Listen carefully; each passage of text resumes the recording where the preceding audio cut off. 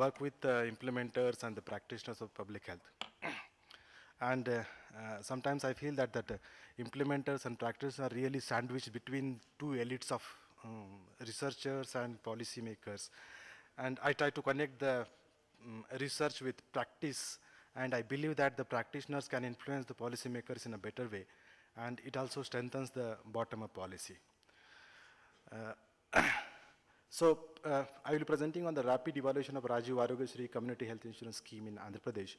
The evaluation was done in 2008 under the leadership of Dr. Mala Rao.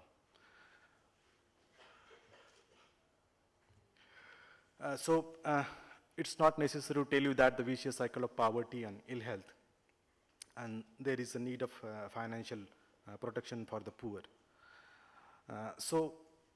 Routinely, the Chief Minister's Relief Fund was the source of financial protection for the people who are coming to the CM office directly. And they had spent around 168 crore rupees during 2004 and 2007. And then a late Chief Minister thought that, can we institutionalize this money to have a systematic way of providing the financial protection? And they developed the Rajiv Arogyasri Community Health Insurance Scheme. It is not a typical community health insurance scheme what Bart was referring, but it is a state-sponsored, centralized scheme where the state pays all the premiums. So it is a PPP, public-private partnership, where is the government, private insurance company, and health providers, which includes both private and government. And it is managed by Arogyasri Healthcare Trust. It's led by senior government health officials. So there are Arogyasri 1 and Arogyasri 2, those details you can see on the website. But Arogyasri 1, the insurer is private company, but in Arogyasri 2, where the insurer is Arogyasri Healthcare Trust. It's for whom? It's for the BPL families, but in Andhra Pradesh, they consider 70% of the AP population, they have a white card. That means they are considered as a BPL. And what they offer is, they offer 2 lakh rupees of coverage to each family in a year for identified serious illnesses, and the scheme covers around this much number of surgical and medical procedures. So these were the evaluation questions related to breadth and depth of the coverage of the scheme. How many people are benefiting? What is the distribution of the beneficiaries? Are BPL families the depth of the coverage? And how the scheme is pursued by the BPL families and the providers. So the sum of the evaluation questions I am presenting here, not whole of the evaluation. So we did the secondary analysis of data what provided by Healthcare Arogyasri Trust. We did review literature, and we visited these 6 districts of Andhra Pradesh and 18 mandals of these places. We visited the PSCs, we interacted with the officials and beneficiaries also. So what we saw from secondary data, the age distribution, maximum beneficiaries are from middle age, like 30 to 59. Most of them are from 30 to 44. Sex distribution, that the packages are in such a way that the equal beneficiaries are there in male and female. It's basically based on how packages are developed. We saw that because socioeconomic status was not mentioned in the secondary data, so we interviewed and found that majority of them are from lower socioeconomic class, and there are very few, because when you consider the 70% of the population as a BPL population, obvious that some people from high socioeconomic class are utilizing the services. When we see the rural and urban, it's targeting mainly on the rural because BPL families are mainly in the rural areas. So obviously the consumption, this shows the proportion of population and proportion of beneficiaries from the secondary data.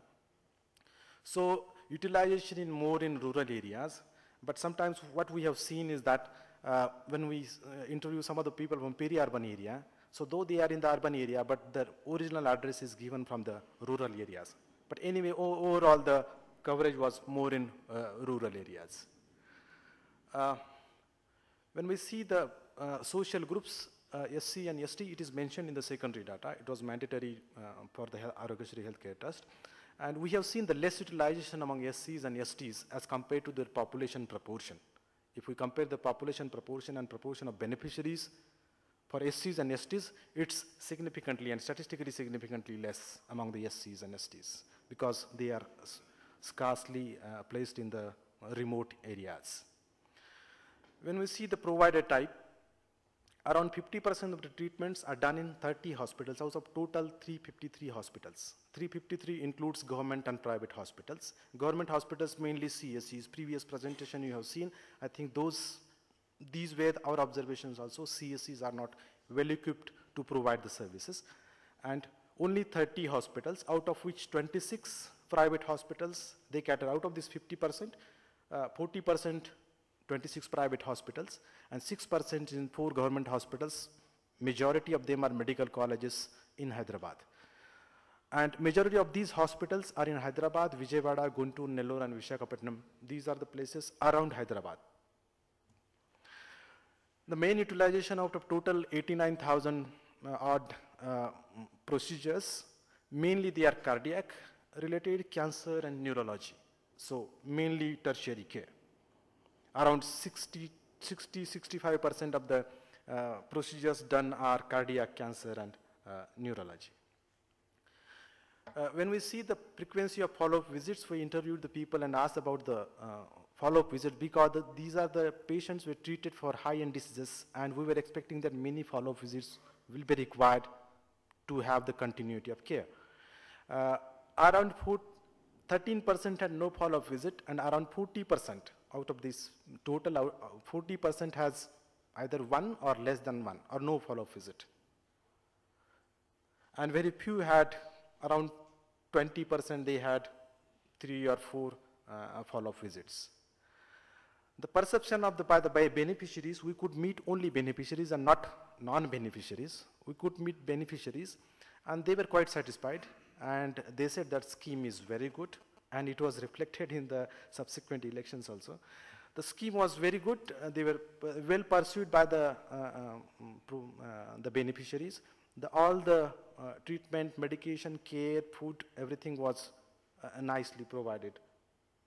So when we compare, the Bart was mentioning about the breadth and depth of the coverage.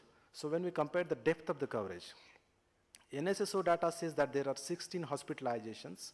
If we remove the upper quantile, there are 16 hospitalizations per 1,000 population per year. That can be catastrophic. With the median expenditure of 6,000 rupees, it can be catastrophic. Arogyasri, in the first 1.5 years, they had 1 beneficiary per 1,000 population per year. So there are still another 15 hospitalizations that are not been attended. Another thing is that the Arogyasri mainly focuses on the middle ages, 30 and 44 and 45 and 59.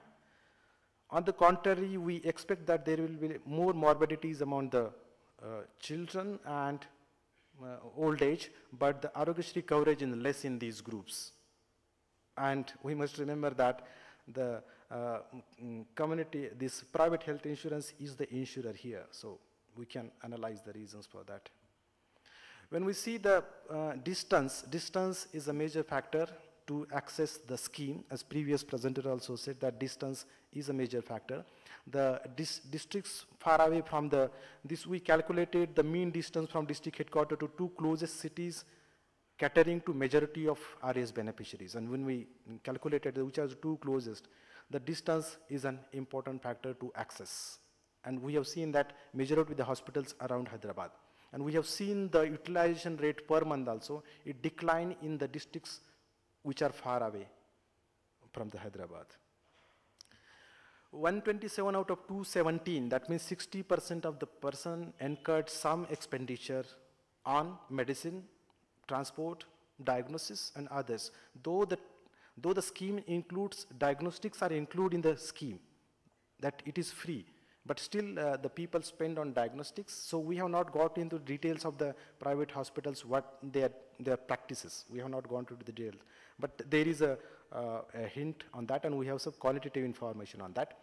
So the median money spent was around 3,600 rupees, less than the NSSO, and comparatively less with the cost of the high-end diseases, 1 lakh, 1.5 lakh. So people were comfortable rather than spending 1.5 lakh, 3,600. It does not mean that it was not catastrophic. So conclusions that definitely it provides the financial protection for the BPL families for identified high cost and low frequency illnesses. We have compared the NSSO data and RAS data. It definitely provides for some people. The cost and these things, I'm not going into the details at what cost and what cost effectiveness. That is another issue, and there are others issue, and we have recommended for Arogyasri Healthcare Trust for active purchasing and those things. Financial protection through this insurance mechanism alone is not sufficient, that we have seen. And NSSO, if you see the NSSO data, the people spent more on primary health care and secondary health care. Here, when we see the breadth of the coverage, okay, it's throughout the Andhra Pradesh, but when we see the depth of the coverage, it's mainly increase the depth of the coverage only in tertiary care, not in primary and secondary care. And increasing, to start with, to initiate the depth of the coverage on tertiary care may not be very cost effective. Whereas the increasing depth of the coverage on primary and secondary care may be very cost effective. That's why insurance mechanism, bringing the numbers and those economist calculation may not be sufficient. And therefore we recommended that, we suggested that insurance function by the government to ensure provision of primary and secondary care to the government facilities which are more efficient is very necessary. So in isolation, the schemes like providing coverage for high cost and low frequency may not be efficient way unless it is supported by the insurance function by the government, providing comprehensive, continuous, effective and accessible primary and secondary care through government institutions.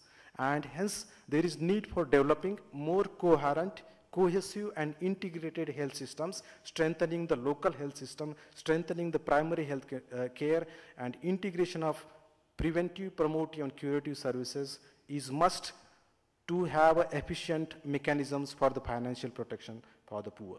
Thank you, IPH. Thank you, ITM.